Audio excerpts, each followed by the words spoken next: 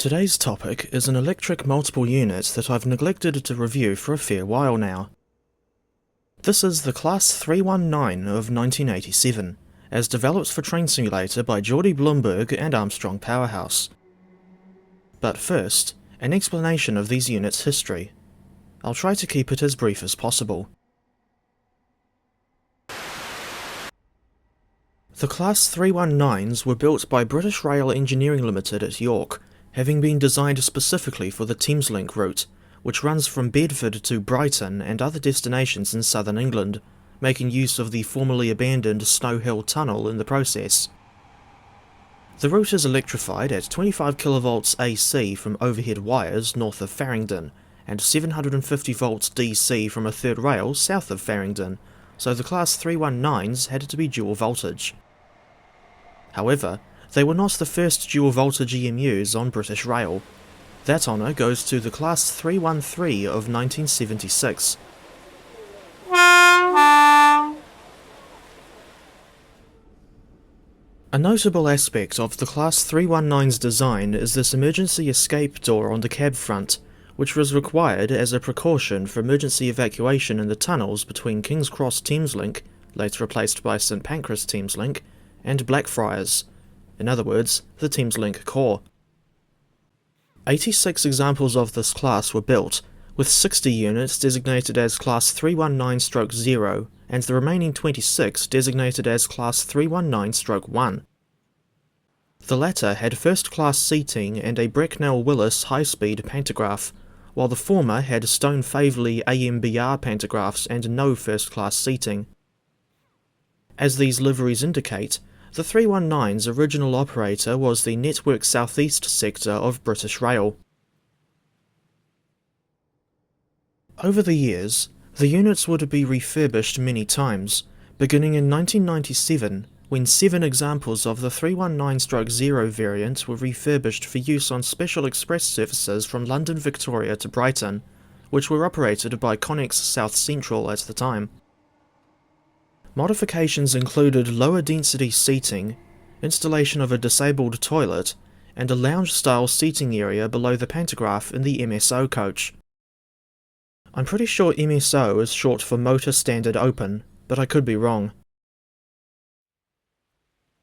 Between 1997 and 1999, all of the Class 319-1 units were refurbished under Thameslink, as in the 1997 to 2006 company, not the current one, for use on shorter distance services from Luton, in the north, to Sutton or Wimbledon in the south.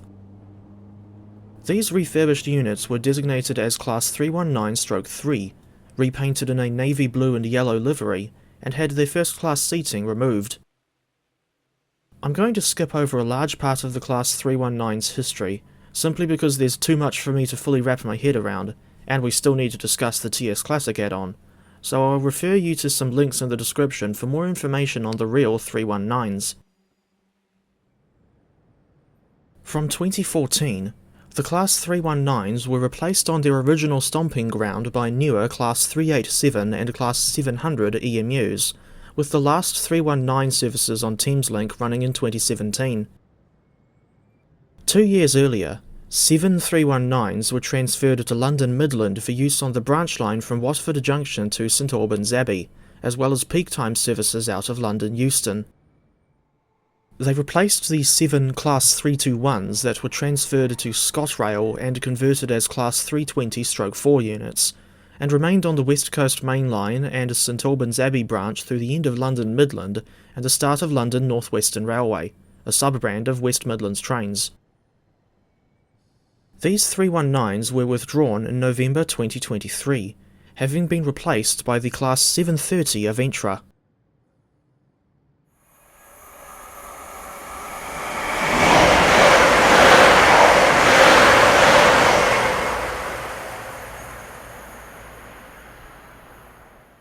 Northern Rail, later Arriva Rail North and now known simply as Northern Trains, was the only other operator to use 319s in passenger service after their banishment from Thameslink.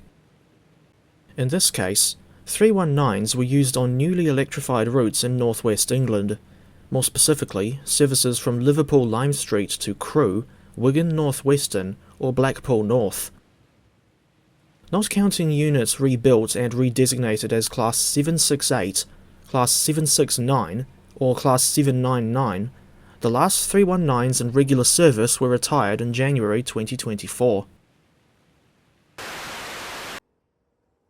The first Class 319 that we got in TS was this model from Dovetail Games, released on Steam in March 2014, but it only included one variant, namely the 319-3, in one livery, namely First Capital Connect. The Dovetail model has since been rendered obsolete by the Armstrong Powerhouse version, of which Volume 1 was released in March 2018. This volume focuses on the Class 319s as they were from the early 2010s to 2018, complete with updates like a refurbished cab interior and compliance with modern persons of reduced mobility legislation. Volume 2 came along in February 2019, and it focuses on the 319s in their original and early refurbishment conditions, from 1987 up to the late 2000s. The two volumes are listed as costing £25, or $57.70 NZD each at full price, but if you already have one volume and want to buy the other, or if you haven't got either volume yet and end up getting both at the same time, you can get a discount of £10. Unfortunately, the Class 319 is not the only case of ArmStation Land Rover splitting an add-on into multiple volumes. They would go on to make like Steely Dan and do it again with the Class 37 and Class 317. Then the Class 318 was sold separately from the 317, even though that wasn't the original plan. It wasn't just rolling stock packs. Numerous enhancement packs, such as the Class 158 Sprinter and the Electrostars, had multiple volumes too. Thinking back to the Class 319, I'm not necessarily annoyed at AP's decision to split her into multiple volumes, but rather confused as to why we had to wait as long as 11 months for Volume 2 to be released. Ordinarily, AP doesn't include advertising liveries in their packs, but surprisingly, they did include 5 of them across both 319 packs. The liveries in question are My Switzerland, as worn by 319-215, Leica Mobile, as worn by 319-218 Croydon, Connex Crash, as worn by 4 of the 319-2 units, Continental Airlines, as worn by 319-431 and at least one other classmate, and the somewhat unsightly Thameslink program Pink, as worn by 319-364 and 319-365.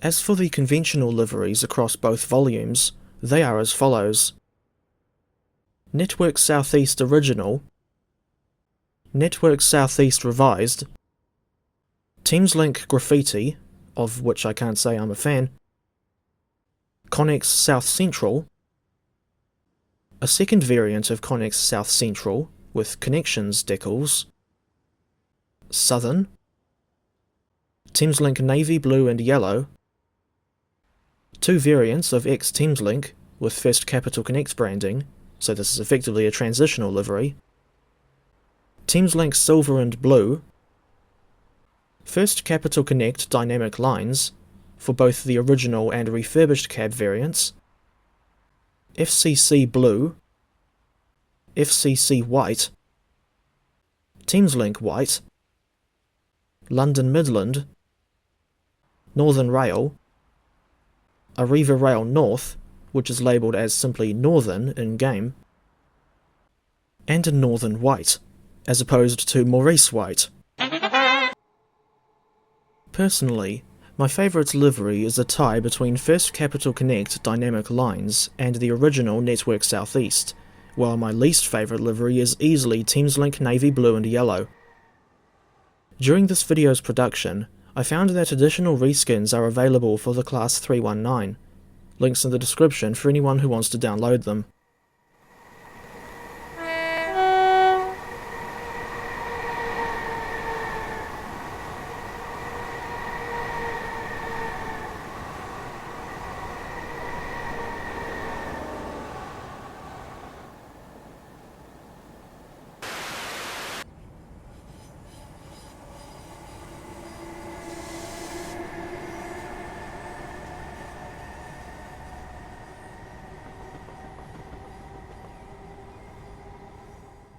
There's a lot to unpack where features are concerned, starting with Volume 1, whose offering includes, but is not limited to, 2 cab variants, ordinary refurbished and a Northern specific variant, 2 passenger view variants, one with the original seats and the other with 319/2 specific Chapman seats, correct seat moquettes for each livery, accurate detail differences between the subclasses, which are applied automatically depending on the unit number, nameplates where applicable on the First Capital Connect Dynamic Lines, ex-Southern and Thameslink White liveries, functioning GSMR radio module,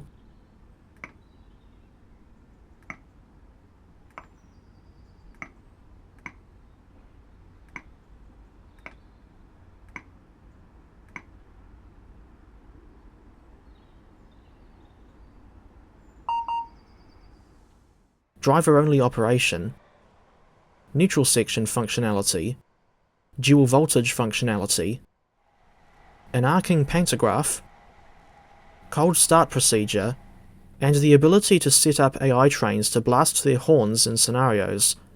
Full details on AI horns and the other features can be found in the manual. For whatever reason, the Southern variant is missing the prominent white window surrounds that were present on the real units who wore this livery.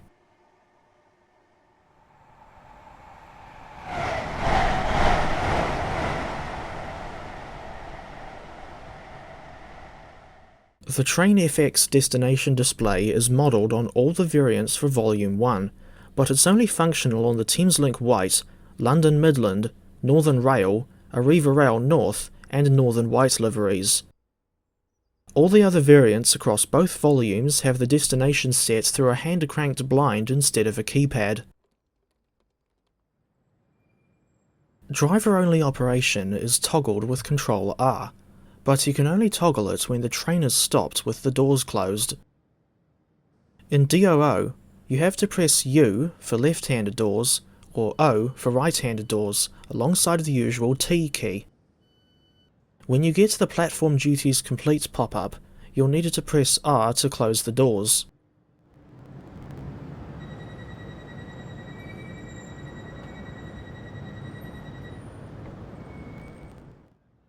Then wait for the door interlock light to come on before setting the train in motion. When you're driving in guard operation, you don't need to press U or O alongside the T key. Instead of getting the Platform Duties Complete message, you'll just hear the door beeps followed by a signal from the guard that you're clear to proceed. Press the C key twice to acknowledge the guard's instruction, and you're away.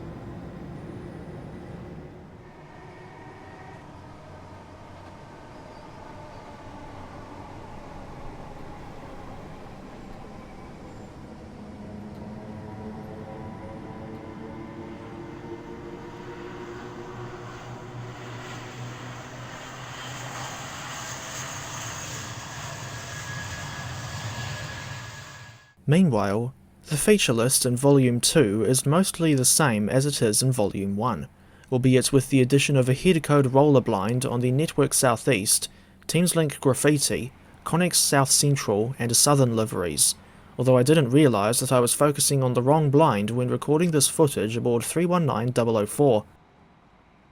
Anyway, you also have a working cab secure radio module, while the GSMR module is nowhere to be seen, and the control stand as a whole doesn't look as busy as it does on the refurbished units.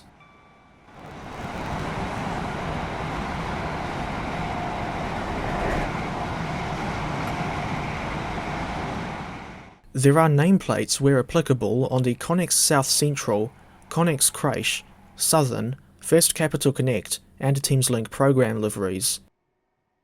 I highly recommend reading both volumes as manual for a full breakdown of the features. Suffice to say, it is a massive improvement over the old Dovetail 319.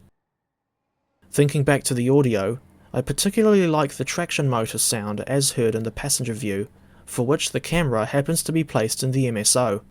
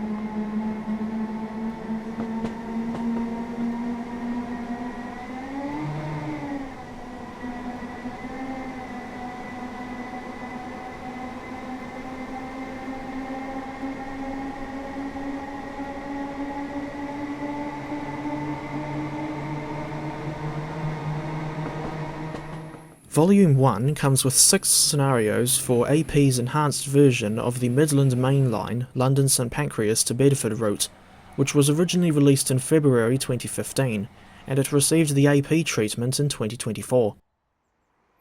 I don't have much of a personal connection to this route, outside of filming some Thameslink or East Midlands railway services at West Hampstead in mid-April 2025. One time, I also rode aboard a Class 700 from St Pancras Thameslink to West Hampstead Thameslink, with a stop at Kentish Town on the way.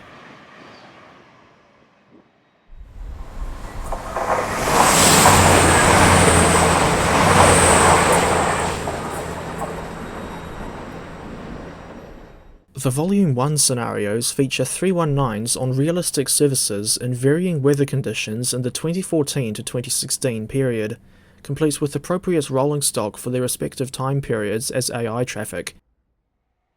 Meanwhile, only 3 of the scenarios included with Volume 2 are for the MML London to Bedford route, while the other 3 are for the older London to Brighton route, released in June 2012.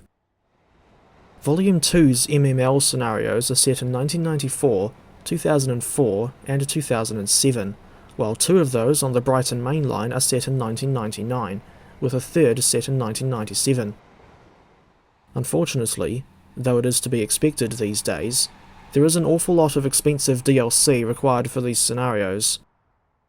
According to my calculations, the total cost of DLC requirements for all 12 scenarios is a horrific £556.23, or $1,284.15 NZD, including the cost of the base packs required for the Class 66, Class 150/1, Class 455, Class 465, Electrostar, Turbostar, and Midland Mainline enhancement packs.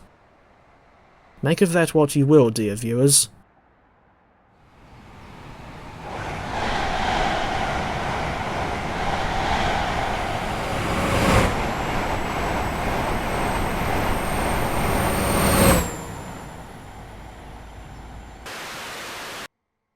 In closing, I am of the opinion that the Class 319 is one of Armstrong Powerhouse's better products. She's a decent train to drive, and I also like the wide variety of model and livery variations, not to mention the sounds, but I wish the pack wasn't split into 2 volumes and that the horn was a new recording instead of being recycled from the Class 456. I would be interested in seeing a Class 768, 769 and 799 pack in TS at some point, although I realise that that would require considerable alterations to the existing 319 models. As for where I'd rate the existing 319 packs, I think I'll settle for 8 out of 10. Now if only we could get a new version of the Class 321 in TS that's done to the same standards as the 319.